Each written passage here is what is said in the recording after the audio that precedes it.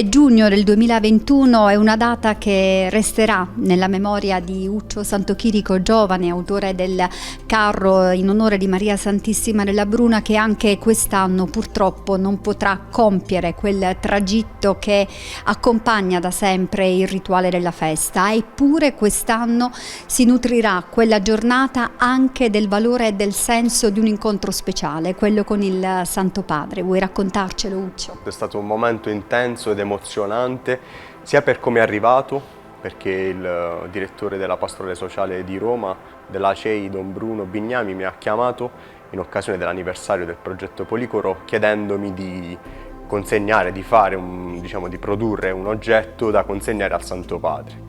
E essendo a Roma in quei giorni, per ambiti personali, questa consegna poi è stata effettuata in presenza e questo ha reso tutto molto più importante e più speciale. Resterà nella mia vita come un segno indelebile, come le parole che il Papa ci ha voluto consegnare a tutti i giovani che erano presenti a questo momento.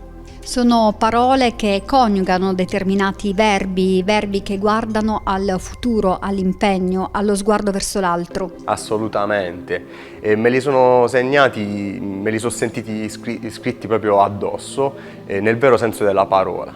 Animare, abitare, appassionarsi, accompagnare, possono sembrare 4 verbi come tanti altri. Per me penso che dopo il 5 di giugno, come lo sono già stati in parte nella mia vita in base al percorso, anche grazie al percorso che ho già fatto, me li sono segnati perché penso e sento di voler continuare in questo senso. Infatti questo momento per me è stato una gratificazione non solo personale, perché andava a coronare un sogno, insomma anche quello legato appunto al carro, alla festa della Bruna che ci ha visti protagonisti nella costruzione del carro del 2020, ma anche in rappresentanza di tanti giovani che si sentono appunto uniti in questi ideali di voler contribuire positivamente a cambiare il nostro territorio. C'è un segno tangibile che tu hai voluto lasciare non solo nel dono che hai voluto portare con te, e con te non c'era soltanto la presenza fisica, ma c'erano anche tanti giovani, ma anche quello che hai voluto scrivere al Santo Padre, perché comunque restasse un segno tangibile anche del tuo pensiero. Il colloquio col Papa è stato brevissimo. Sapendo questo,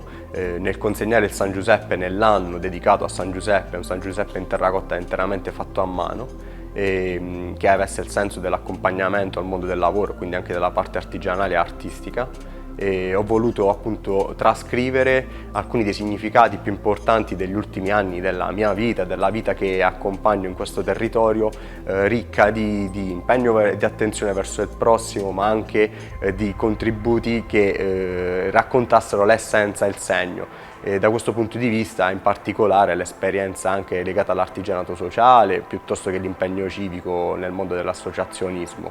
E poi, sapendo che il Papa ha uno sguardo molto importante rispetto ai giovani, ho voluto anche scrivergli che l'aspettiamo a Matera in occasione del convegno eucaristico del prossimo anno. Giovani impegnati, giovani in prima linea, giovani che riescono a mettere il cuore oltre l'ostacolo e che anche a causa del momento difficile della pandemia hanno imparato a ritrovarsi, a sperimentare le difficoltà di una socialità contratta, e oggi si ritrovano però pronti ad esploderla e metterla a servizio degli altri. Un po' questo è il senso che si vorrà raccontare insieme il 2 luglio con tanti giovani. Certo, sarà difficile perché un nuovo 2 luglio vissuto come il 2 luglio non è a Matera così, allora è un po' difficile anche solo mettere insieme i pezzi. Ci sarà tanta estemporaneità perché sappiamo che le misure Covid hanno tanto condizionato, come l'anno scorso anche quest'anno, la festa. Allo stesso tempo non ci lasciamo, non ci vogliamo togliere di dosso da questa festa che ce l'abbiamo nel sangue da quando siamo nati e ce la portiamo fino a quando moriamo.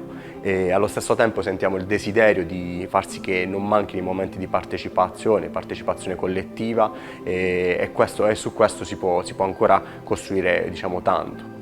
E sicuramente c'è stato un passaggio importante anche sul tema dell'inclusione. A te caro, tu ti sei messo in gioco da tanti anni su questo aspetto, e poi l'esperienza del carro di per sé si nutre anche del valore della partecipazione in tal senso.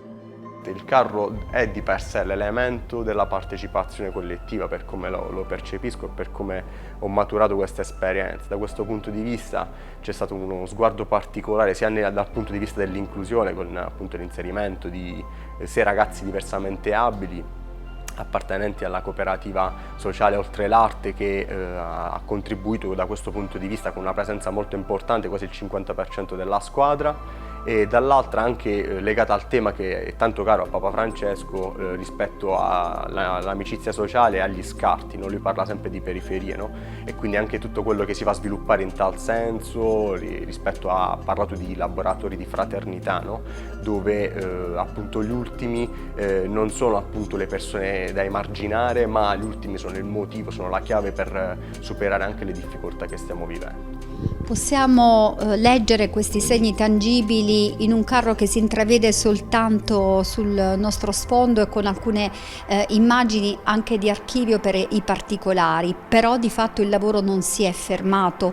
Ci puoi raccontare come è andato oltre anche nel segno della partecipazione, perché effettivamente vi è stato un contributo attivo della città? È successo che appunto poi il carro, comunque i lavori del carro sono stati ultimati nel 2020 dopo la festa della Bruna, e il carro purtroppo non è ancora diciamo, reso visibile a tutta la comunità materana, e io personalmente, come tutto il gruppo, non vedo l'ora di renderlo accessibile, appunto visibile e fruibile per tutti. E allo stesso tempo, proprio perché sentiamo l'esigenza di far arrivare il carro a casa delle persone, e questo sappiamo che non è possibile, come lo scorso anno abbiamo riscosso una buona partecipazione attorno, ricordano in tanti, le foglie dell'albero di Zaccheo, che era una parte del tema del carro, quindi raccogliendo 130 foglie rispettivamente, coinvolgendo una mole di circa 100 persone, che per noi è stato un buon risultato. Quest'anno abbiamo voluto lanciare un'altra iniziativa collettiva legata all'allestimento floreale, una partecipazione creativa che sta riscontrando un buon risultato sia in termini numerici ma anche a livello esperienziale. Ad oggi abbiamo raccolto più di 300 fiori, e questo va oltre ogni pronostico, e riuscendo a coinvolgere associazioni, cooperative, singoli cittadini, con una mole appunto, di esperienze importanti che ci raccontano il valore che ha veramente il carro per questa città, no?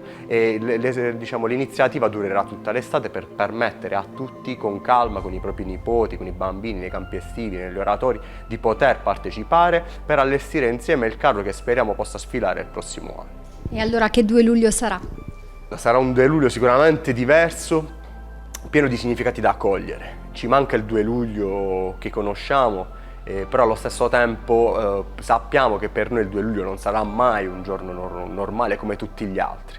Quindi anche se le celebrazioni saranno ancora una volta fortemente condizionate per i limiti legati al Covid, io penso che sicuramente ci sarà tanta voglia di passeggiare, scendere in piazza. Ci mancheranno i momenti che vedono protagonisti e tutte le realtà legate alla festa della Bruna. Sarà difficile raccontare e vivere un nuovo momento così. Speriamo che ancora una volta, per quanto possiamo raccogliere dei significati e dei silenzi legati alla mancanza dei momenti, dei caratteristici della festa, possiamo da una parte appunto cogliere l'essenziale, dall'altra aspettare e lanciare l'attesa più lunga per il prossimo 2 luglio 2022, sperando che sia la volta che si possa ritornare a festeggiare il 2 luglio così come lo conosciamo.